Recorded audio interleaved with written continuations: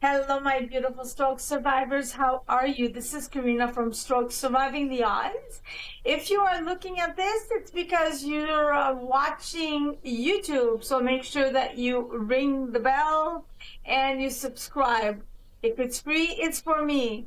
And you might be listening to the audio podcast, the audio version of this, Spotify, iTunes, Apple, Google Podcast. Also, like, follow, and share. Guys, share with the world. Not everybody's a stroke survivor, but everybody's a survivor of something. Okay? And today's guest is exactly that. She is wow, how am I gonna start? She's all wrapped into one, a licensed occupational therapist. She is the founder of Rehab Connect, that helps to combine not only her clinical expertise, but she's also a spinal stroke survivor, guys. So she has a lot of experience to bring to the table today.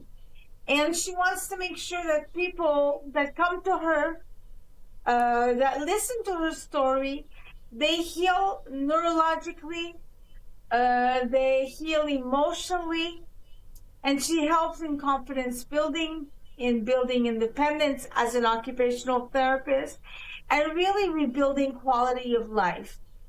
And that links with the mission of Stroke Surviving the Odds, the podcast, where its mission is all about reclaiming your life and reclaiming your identity.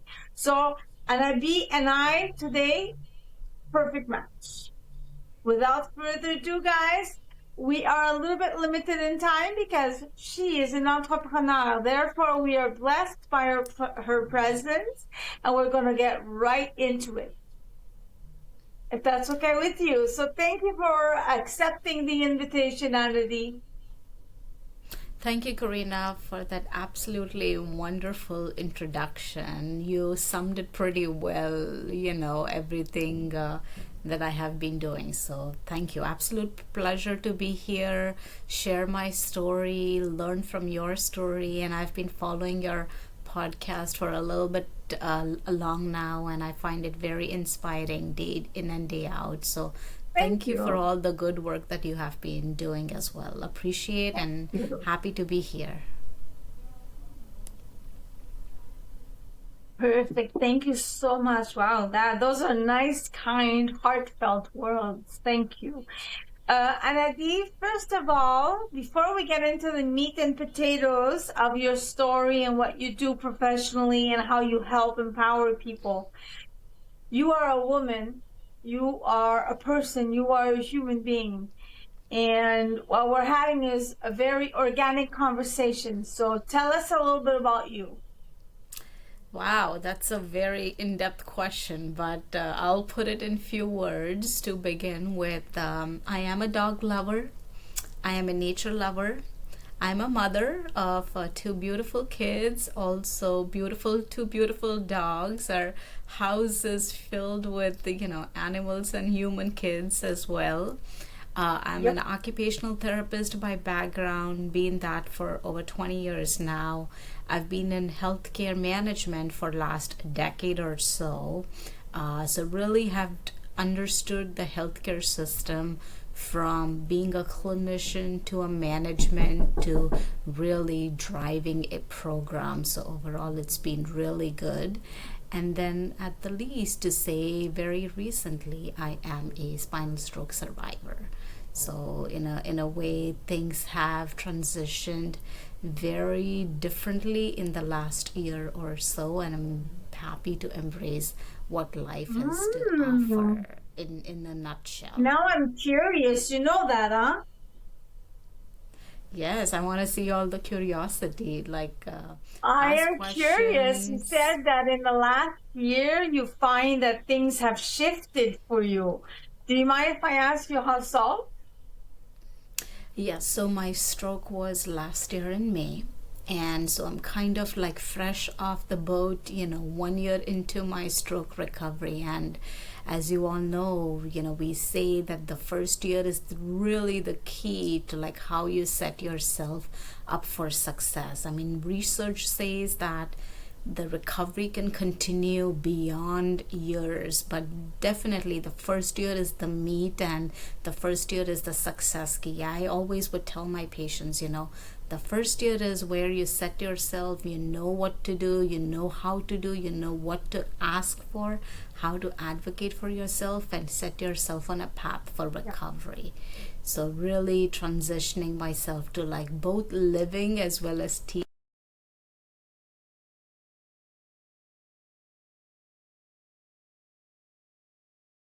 Wow. Wow. Can you bring us back a little bit to that day, the day?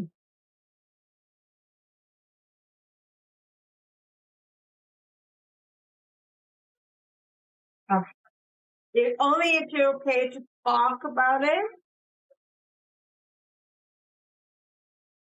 Not just myself, but any other stroke survivor or any other person who's suffered through something trauma, just reliving that experience. And we often try to think about, what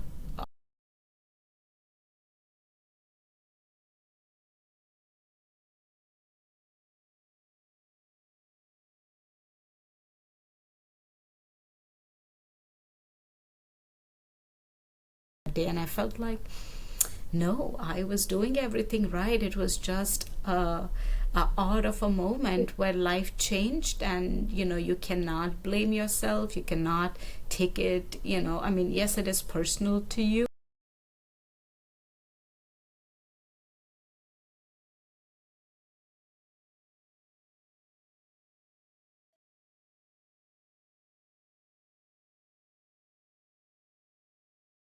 Woke up with this severe pain in my back. Mine was a spinal stroke, which is very different than a traditional, brain stroke. Brain strokes are Yeah. definitely more common than the spinal stroke, and until today, we actually don't know what caused it. Uh, you know, we know it was because of a embolus, just like it would have it in brain. Like a clot in a brain can, impede the brain's supply of blood, and that can cause the stroke. Something similar in the spinal cord, and it's very rare. It's less, accounts for less than 0.5% of strokes that would happen. So we Yeah. still don't know what the reason, which is the challenging part, because you don't know the reason, then you don't know if what to do to treat. But that middle of the night, I was sleeping, I woke up with an intense pain in my back, to a part that I felt I was having a heart attack, that got me to emergency. In the emergency, again, back pain, nobody really correlates to a stroke, and we did all the cardiac Nothing workup. bad. Everything was negative. Next day morning, I mean, early in the morning, 5 o'clock, I come home. I told my husband, I'm going to sleep a little bit. Please take care of the kids. I have young kids, under 5 at that time. So we were like, okay, I slept. I woke up next morning and I just couldn't walk. I couldn't walk. I was almost paralyzed beyond chest below. And I told my husband, we need to go to the emergency. My daughter was sitting in the car, older kid, trying to get dropped off to preschool. And I was like, I was so scared to call. In the US, we have 911 for Of course. emergency. And I'm like, I don't Of want her course. to see all of this. Let's just go to the emergency in the car. I couldn't walk, so I crawled out of the bedroom into the car. It was my husband helped me out, but that whole incident was like terrifying. And as a healthcare, I can again, imagine. I was like, I couldn't think of stroke as the first reason. I thought there are a couple other things there is some kind of neurologic condition called as Guillain-Barré syndrome, or as people call it as transverse myelitis. And I was like, maybe Yes. along that lines, or maybe I have like some kind of infection going on, or maybe I just twisted my back or something in that sense. We made it to the emergency, and then the whole round of testing. It took us almost 1 week and 3 MRIs and a MRA to really figure out it was a spinal stroke. 3 weeks I was in the hospital where I did not have any movements in the leg. So spinal strokes are different from the brain strokes. The brain stroke, because of the neuroplasticity, we know movement is possible. In Absolutely. spinal stroke, sometimes depending on how much the impact is, people can be completely paralyzed for the rest of their life. And that was the fear. But I Yeah. knew from my clinical experience, I've worked with clients, not such as with spinal stroke, but with spinal cord injury, that people can still live a fulfilling life. So I knew, Yeah. lying in the bed, looking at the hospital walls, whatever the life is, I can live with it. And it was about like 3.5 weeks into, uh, getting discharged from the hospital, going to the rehab hospital or inpatient rehab. I slowly started having ankle movements, and Mhm. then I was like, yes, there is still some connection happening between the spinal cord to the brain. The clinician in me knew exactly what's going on. The clinician in me, Wow. within the first 3 weeks, knew what I had to do. I knew I had to focus on repetition of exercises. I knew I had to visualize for the connections to happen.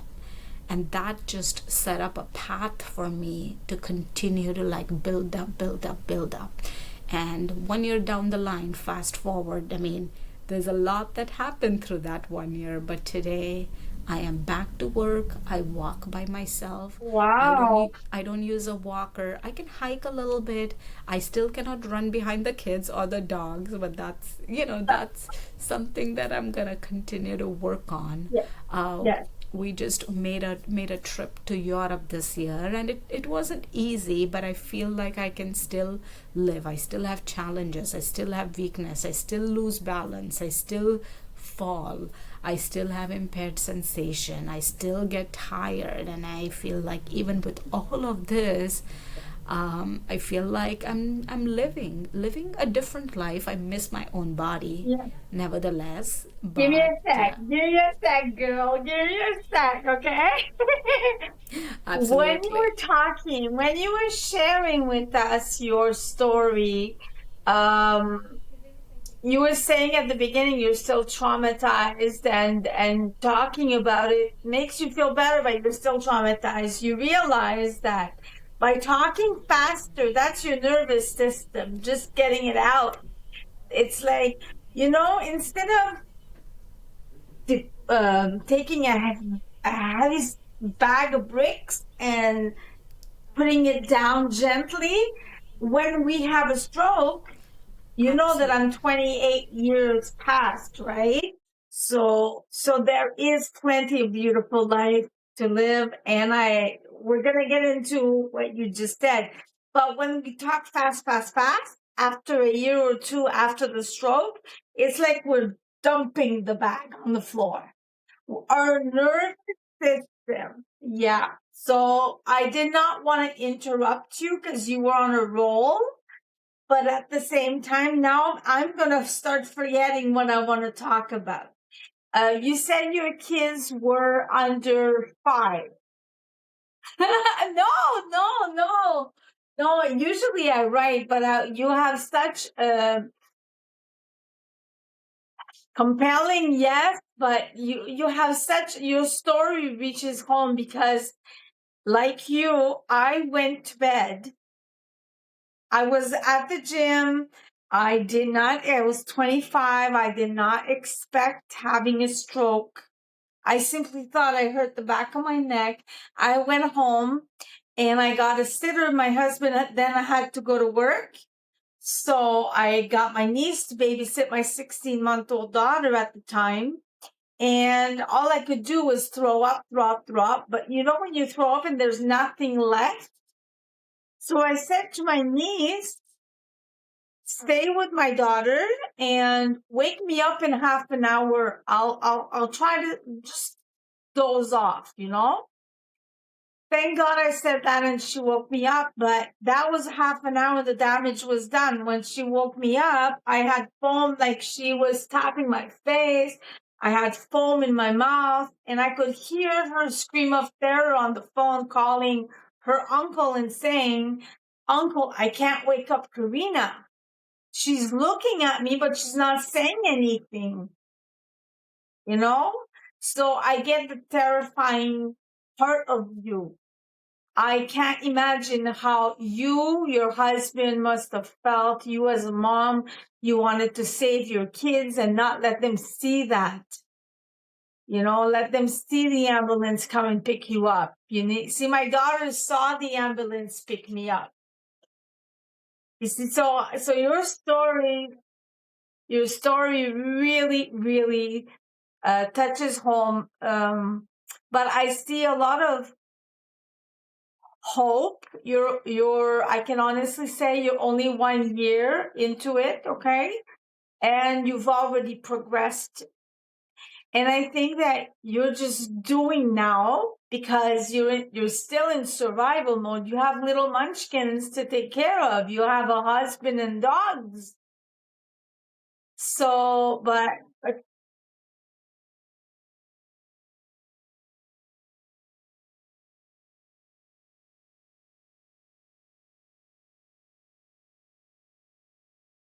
no,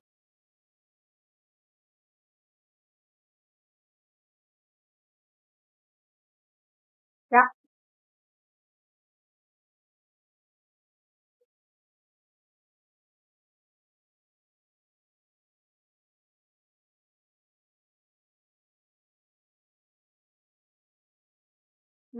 that's a that I think that the toddler and the baby was a lot. I had a trait. They did. I was drifting in and out of coma. Thank you for asking, by the way. Not many people ask me. You know, I was drifting. I was drifting in and out of coma for about 4 days, and I kind of knew along the story of my stroke what was going on because of things that I would hear, fall asleep. Then I would hear things again when I was awake, you know? At first, I can honestly tell you, I was not scared. It was very peaceful. It was like the best sleep I've ever had. Have you ever heard that before?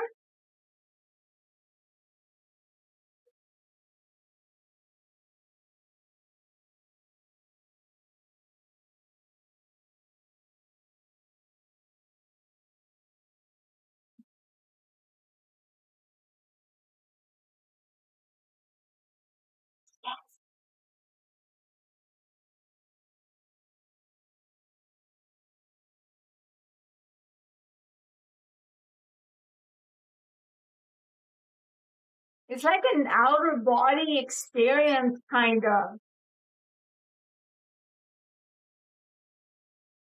And and I was scared, but at the same time, I'm not religious, but I am spiritual. And it's like I felt like it was the best sleep, but also I felt like I was being taken care of.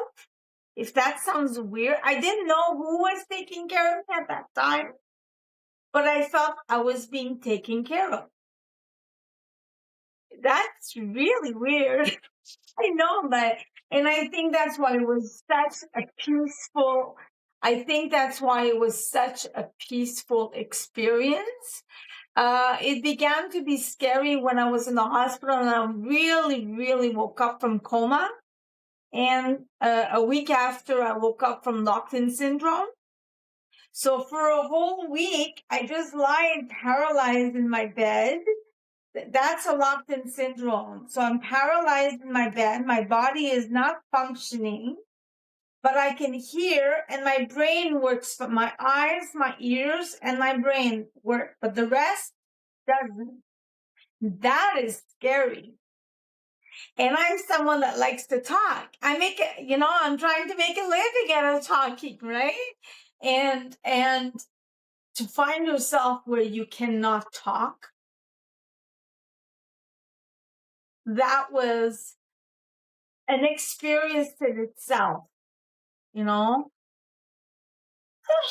But you see, now I'm capable of telling you that and not feeling anything, because it's like I'm telling you a story that is kind of surreal and hard for me to believe I live, right?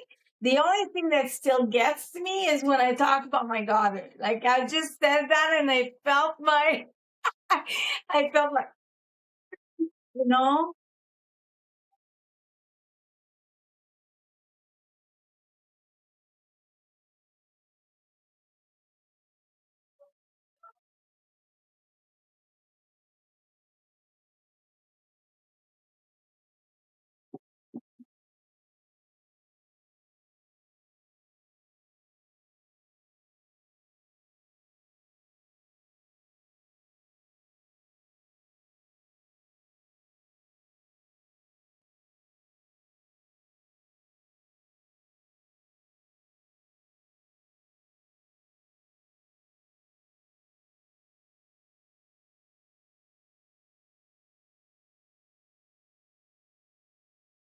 will understand.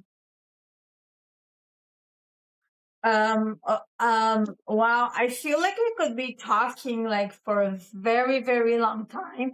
I'm going to ask you to stop me, okay? Give me a 2-minute heads up when you need to go, because I know you have clients. And what we can do is do a part two to our interview in our time together. Okay, I want to respect you, but I love what you said, that there is not enough, and there is not a lot now of support for young stroke survivors, or any stroke survivors for that matter. And imagine, go back in time 28 years ago. Now, there was no internet, or barely any. There was no social media. There was no podcast. So, I mean, I did not have the help that is out there and that I am also providing.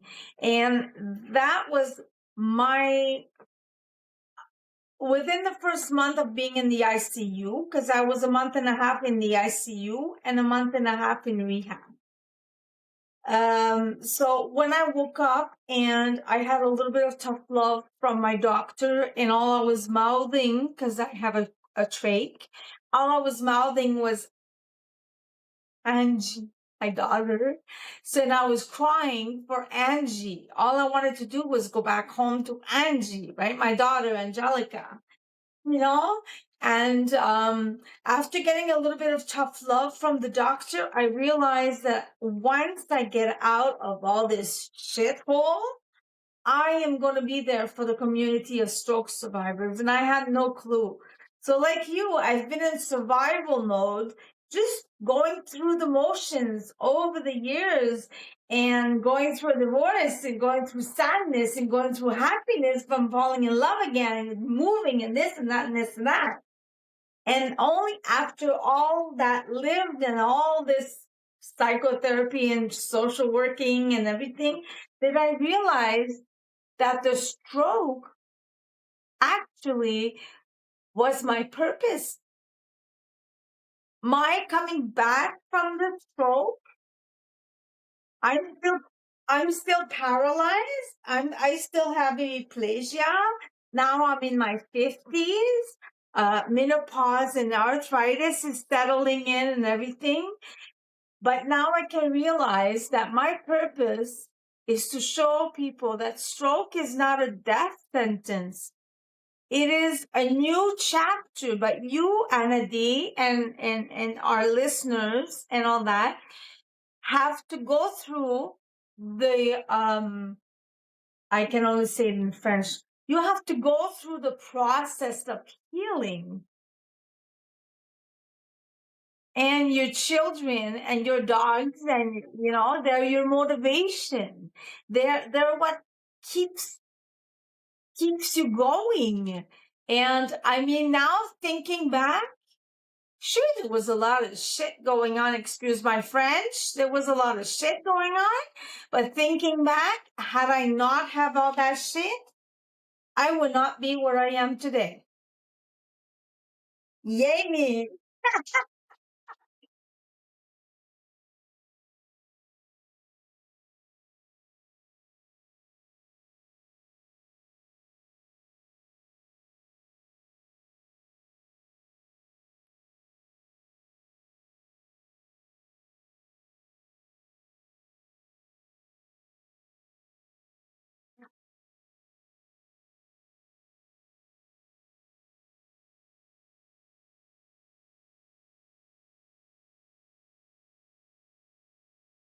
Thank you.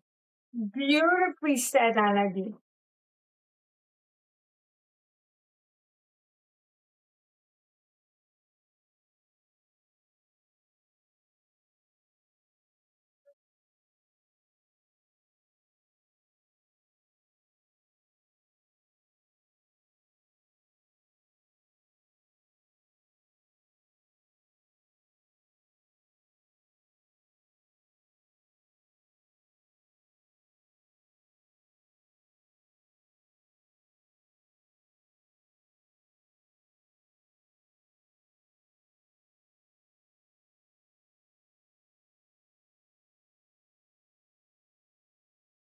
It's unbelievable. Now it's like an epidemic.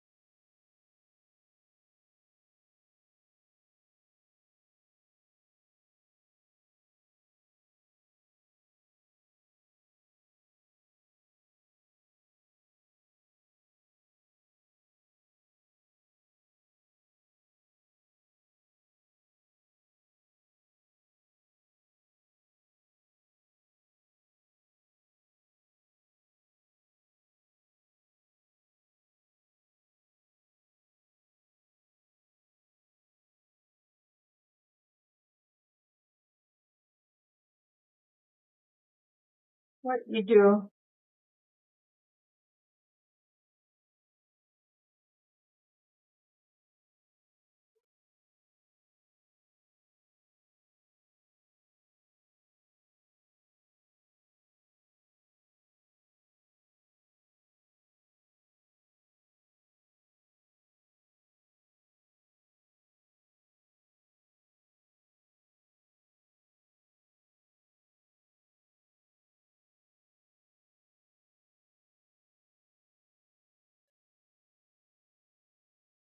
Yeah.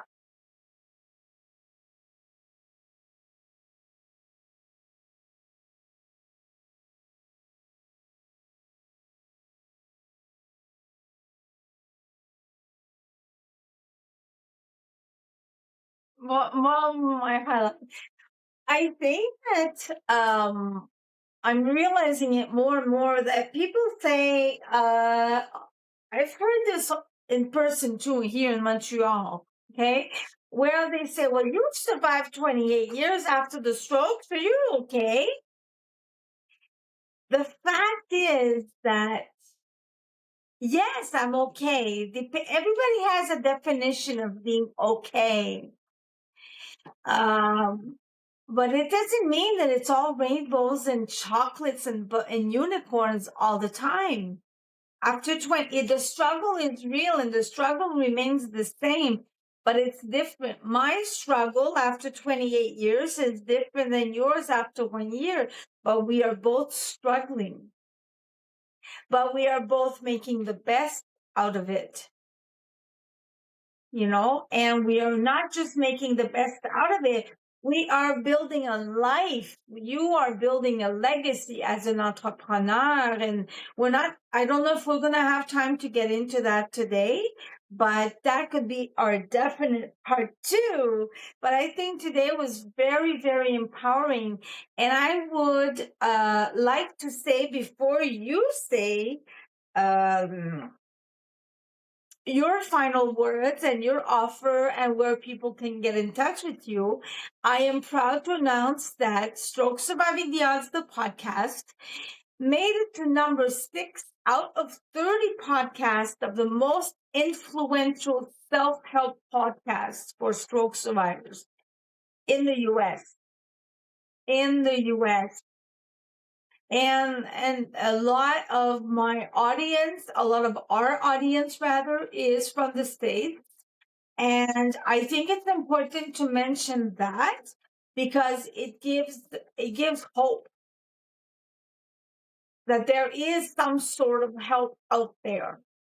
And as for you, what are you specializing into your own clinic? I can imagine it's spine related.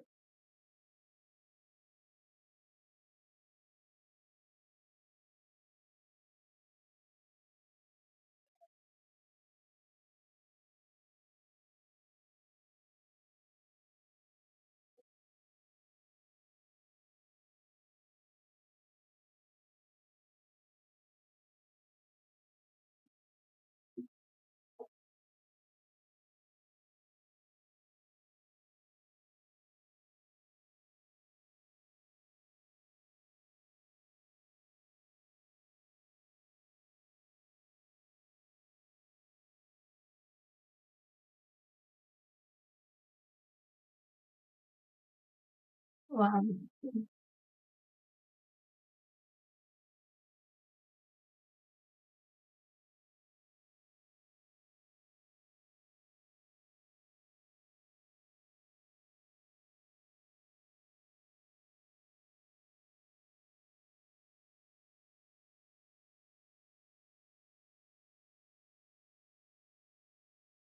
Mhm.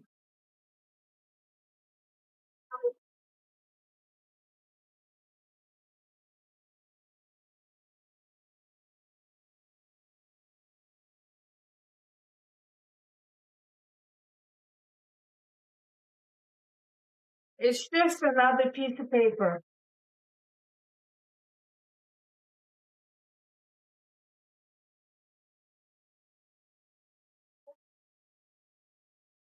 Yeah.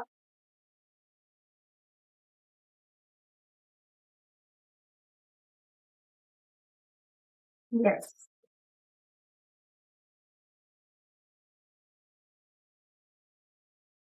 Absolutely.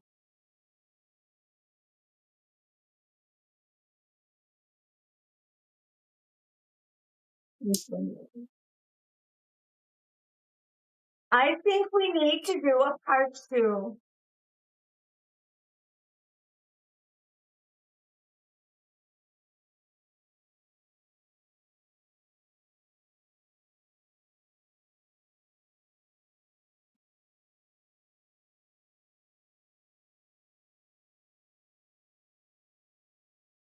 Already as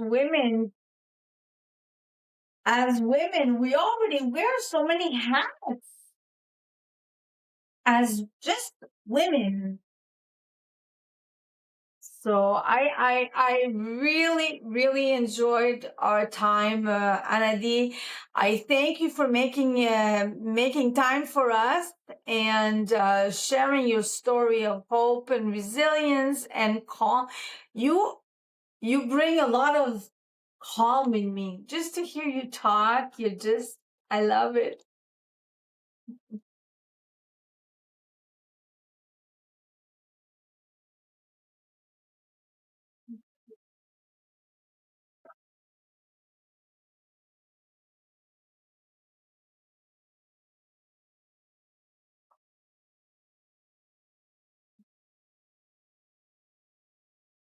Absolutely. I'm just going to do my quick closing, guys. This was Anna Nikti. She is a professional occupational therapist.